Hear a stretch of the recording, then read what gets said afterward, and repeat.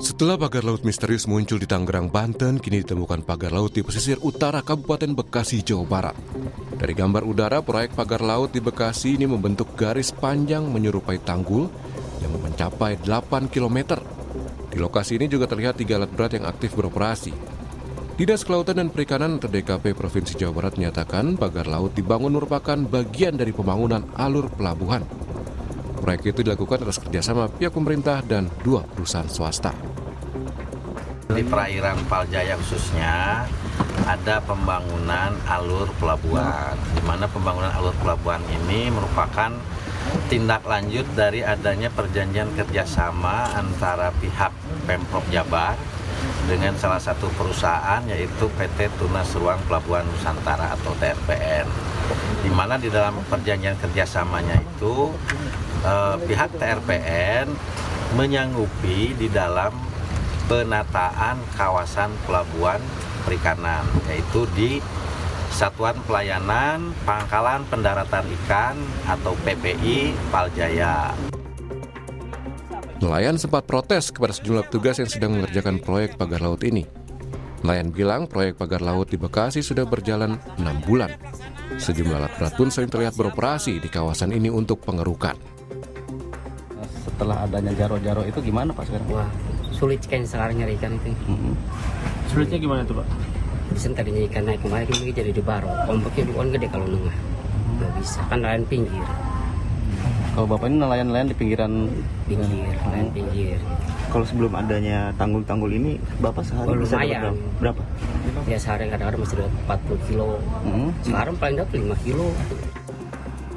Lembaga Wahana Lingkungan Hidup Indonesia WALHI menduga pagar laut untuk proyek reklamasi dan bisa menimbulkan kerusakan terhadap ekosistem hingga terancamnya pekerjaan nelayan di pesisir. Menurut WALHI, Presiden harus segera memanggil menteri terkait. Ada bagian dari wilayah Indonesia dikeruk, dihilangkan pulaunya, terus ada bagian pulau yang ditambah. Itu dia akan merubah banyak hal, merubah geomorfologis, merubah arus laut, merubah ekologi terumbu karang.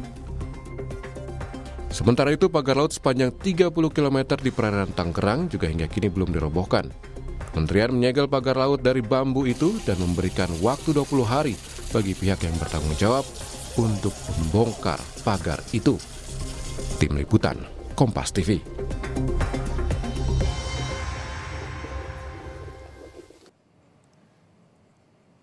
Setelah di Tangerang, Banten, saudara, pagar laut kembali ditemukan di pesisir utara Kabupaten Bekasi, Jawa Barat yang disebut proyek pemerintah dan swasta.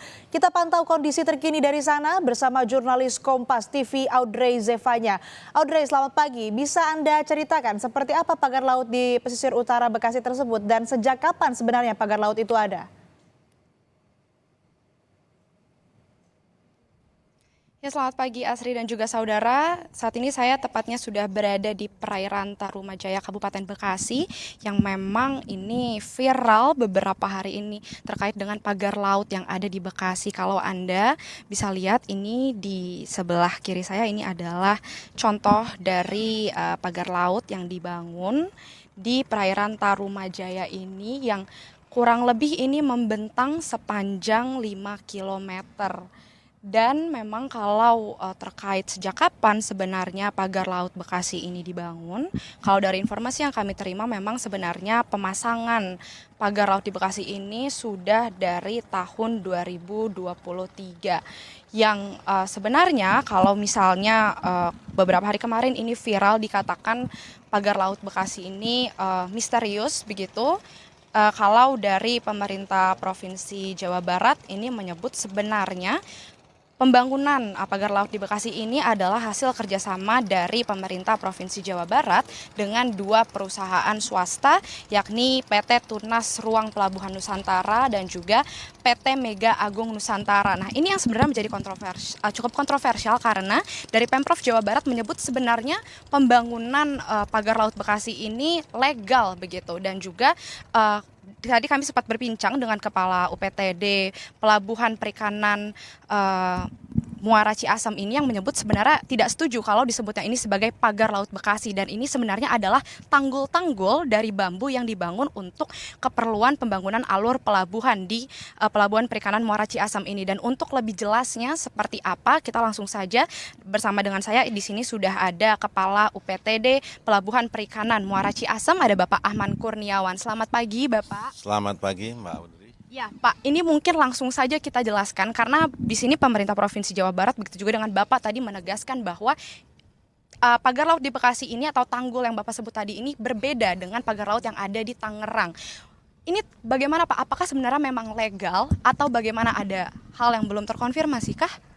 Ya, jadi dapat saya jelaskan kembali di sini bahwa video yang viral itu kebetulan yang muncul itu adalah tanggul-tanggul yang kita sedang menggarap pelabuhan, ya, alur pelabuhan. Jadi kalau di wilayah Tarumajaya sendiri itu kan sudah banyak, ya, pagar-pagar itu sebagai pembatas penguasaan terhadap lahan perairan baik oleh swasta maupun oleh perorangan. Nah, kami karena yang muncul di berita viral itu adalah gambar-gambar tentang proyek kegiatan kami, maka kami tegaskan di sini bahwa di situ kan ramainya misterius dan sebagainya, bahwa ini tidak ada kegiatan pembangunan alur pelabuhan yang merupakan hasil kerjasama antara Pemprov Jabar dengan pihak swasta melalui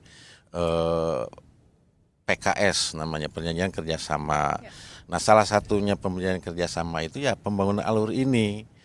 Jadi di dalam pelabuhan ini perlu juga saya jelaskan ada 3 fasilitas yang harus dipenuhi sebagai persyaratan sebuah pelabuhan perikanan.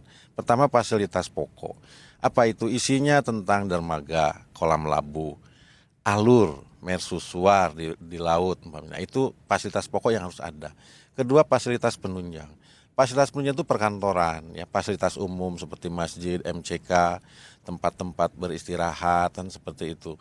Kemudian yang ketiga, fasilitas fungsional. Ada tempat pelangan ikan, pabrik es, ya. Kemudian kios-kios kuliner, kios-kios hasil pengolahan gitu, ya. Itu yang bersifat fungsional, docking kapal dan sebagainya. Nah, 3 fasilitas ini yang harus ada dalam pelabuhan.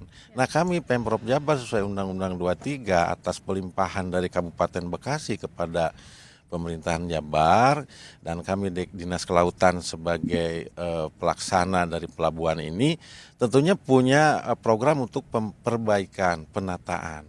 Nah, kami namanya penataan kawasan PPI Paljaya.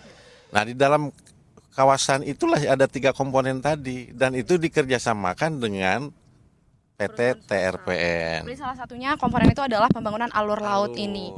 Nah, kalau misalnya seperti demikian tadi Bapak sampaikan, lantas Bapak bisa menegaskan kalau ini sebenarnya legal. Apakah sudah ada komunikasinya dengan bagian Kementerian KKP begitu, karena dari mereka ini menyatakan masih mempertanyakan terkait dengan izinnya. Ini penjelasan dari Bapak ini seperti apa dengan Pemprov Jabar? Yang bisa saya jelaskan di sini bahwa di lahan ini ada 2 kegiatan, ya.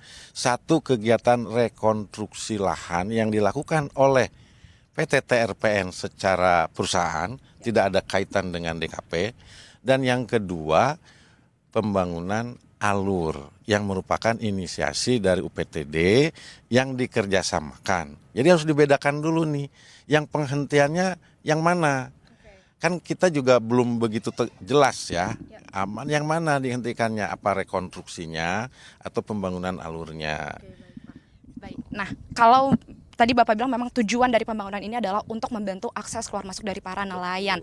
Lantas kalau mungkin Bapak sudah mendengar ada sebenarnya banyak nelayan di sini yang justru mengeluhkan dengan adanya pemasangan tanggul-tanggul di perairan laut Bekasi ini yang dimana mengganggu aktivitas kinerja mereka. Apakah sebenarnya dari pihak UPTD Pelabuhan Perikanan Muara Ciasem ini sudah mendengar keluhan-keluhan itu, dan apakah sudah diberikan sosialisasi begitu, Pak? Karena banyak dari mereka sebenarnya ini tidak tahu dengan adanya pembangunan tanggul-tanggul ini, dan sebenarnya ini ditujukan untuk mereka. Ini sosialisasinya seperti apa? Oke, terkait kami masuk di Paljaya ini, perjanjian kerjasama itu kan ditandatangani oleh Pemprov dengan perusahaan itu bulan Juni ya 2023. Kemudian kami melakukan persiapan dan tanggal 30 Oktober kita melakukan sosialisasi pertama. Kita undang tidak kurang dari 250 peserta yang hadir, baik dari aparat, dari Muspika, dari unsur nelayan, dari kelompok-kelompok nelayan, dari koperasi, semuanya kita undang. Kita paparkan bahwa ke depan selama 5 tahun kita akan melakukan penataan kawasan. Satu. Kemudian dari situ kan begitu kita mulai melakukan kegiatan secara bertahap, kita bagi tahap pertama kita pembangunan kios dulu. Kenapa pembangunan kios? Karena itu yang urgen di darat. Karena kita kan kumuh waktu itu ya. Warung-warung nggak tertata. Kita sekarang sudah selesai pembangunan kios dan masyarakat kan kita tidak kita tidak suruh keluar, tapi kita tempatkan mereka ke tempat yang lebih layak sehingga nanti pelabuhan ke depan di daratnya akan lebih tertata dengan bagus. Kemudian tahap kedua dalam tahap kedua ini nanti pembangunan alur ini kita sudah mulai kerjakan. Jadi pembangunan alur kita mulai persiapan di bulan Agustus, kemudian September kita kick off. Ya, sekali lagi ya yang saya jelaskan adalah terkait dengan video yang viral itu karena itu gambar yang kegiatan kami. Sementara pagar-pagar seperti ini bisa dicek kameranya ke sana. Itu sudah ada sebelum kami membuat alur itu sudah ada dan saya dapat informasi itu adalah batas kepemilikan. Demikian. Berarti sosialisasi ini sebenarnya sudah dilakukan juga kepada para nelayan. Tapi apakah nelayan ini sebenarnya sudah ada yang mengadu juga gitu terkait kesulitan mereka untuk mencari ikan-ikan ini Pak di lautan atau? Ya, memang pada saat namanya kita sedang progres pembangunan pasti ada keluhan. Yang biasanya alur ke sana karena sekarang kita kerjakan tertutup umpamanya, tapi kita buka lagi untuk jalur ini. Jadi artinya kepada nelayan kita sudah jelaskan. Bahkan di alur ini ada beberapa alat tangkap nelayan yang terkena gerus lah katakanlah seperti itu. Kita minta ke pihak TRPN untuk memberikan kompensasi dan sudah dilakukan. Sudah dilakukan kompensasi dengan negosiasi kan tentunya masalah itu urusan perusahaan dengan nelayan lah saya bilang, saya hanya memediasikan saja. Oke, baik. Terima kasih banyak Pak Ahmad sekali lagi untuk informasinya. Demikian saudara tadi yang sudah disampaikan langsung oleh Kepala UPTD dari Pelabuhan Perikanan Muara Ciasem bahwa memang sosialisasi terhadap nelayan ini sebenarnya sudah dilakukan juga dan sebenarnya memang pembangunan tanggul yang ada di perairan Bekasi ini tidak misterius begitu, melainkan ini memang sudah menjadi program antara pemerintah Provinsi Jawa Barat dengan 2 perusahaan swasta yang mendukung kegiatan ini. Demikian yang bisa kami sampaikan, kembali ke studio Asri. Baik, terima kasih laporan lengkap Anda Audrey Zevanya langsung dari Bekasi, Jawa Barat.